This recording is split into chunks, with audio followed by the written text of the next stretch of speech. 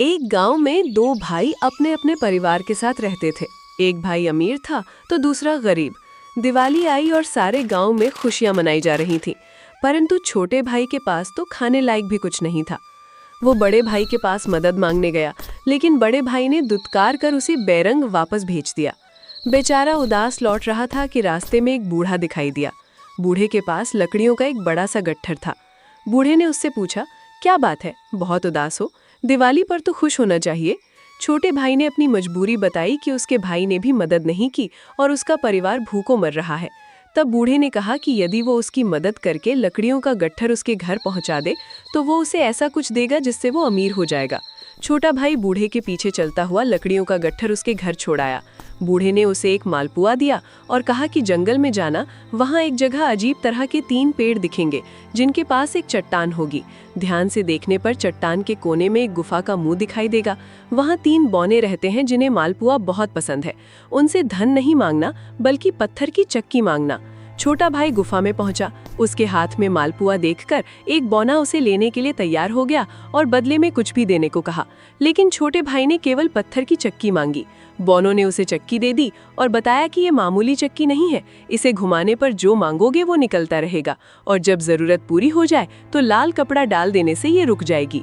चक्की लेकर छोटा भाई घर पहुंचा। उसकी पत्नी और बच्चे भूखे थे। उसने एक कपड़ा बिछाया और चक्की को उस पर रखकर चलाया और चावल मांगना शुरू किया। चावल का ढेर लगने लगा। फिर उसने चक्की को ढककर रोका और दोबारा चलाकर दाल निकलवाई। दाल भी लगातार निकलती रही। बाद में चक्की को ढक दिया गया और दाल चावल बनाकर सबने पेट भरा और चैन से सो गए। अगले दिन छोटे भाई ने बचे हुए चावल और दाल बाजार में बेच दिए और वापस आकर फिर चक्की से गेहूं, चावल और अलग अलग दालें निकालकर बेचने लगा। धीरे धीरे वो बहुत अमीर हो गया और अपने भाई से भी ज्यादा धनवान बन गया। चक्की की मदद से वो घी, तेल, नमक, मसाले और अन्य चीजें भी प्राप्त करता रहा। बड़ा भाई उसकी खुशहाली देखकर जलने लगा। उसने सोचा कि कुछ दिन पहले तक वो भूखा था और अब इतना अमीर कैसे हो गया।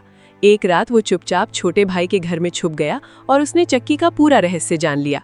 अगले दिन जब छोटा भाई घर पर नहीं था, बड़े भाई ने चक्की चुरा ली और अपने परिवार के साथ घर छोड़कर दूर जाने लगा। वो समुद्र किनारे पहुंचा और एक नाव लेकर टापू की ओर चल पड़ा। उसकी पत्नी ये समझ नहीं पा रही थी कि वो एक चक्की के लिए सब कुछ छोड़कर कहाँ जा रहा है। नाव में बैठकर बड़े भाई ने चक्की चलाई और नमक मांगना शुरू किया। नमक का ढेर लगने लगा, लेकिन वो रुक नहीं रहा था। धीरे धीरे नाव भारी होने लगी और डूबने लगी। बड़े भाई को चक्की बंद करने का तरीका नहीं पता था। आखिरकार वो अपने पूरे परिवार के साथ चक्की समेत समुद्र में डूब गया। कहते हैं कि चक्की आज भी समुद्र में घूम रही है और इसी वजह से समुद्र का पानी खारा है। इस कहानी से ये सीख मिलती है कि लालच बुरी बला है।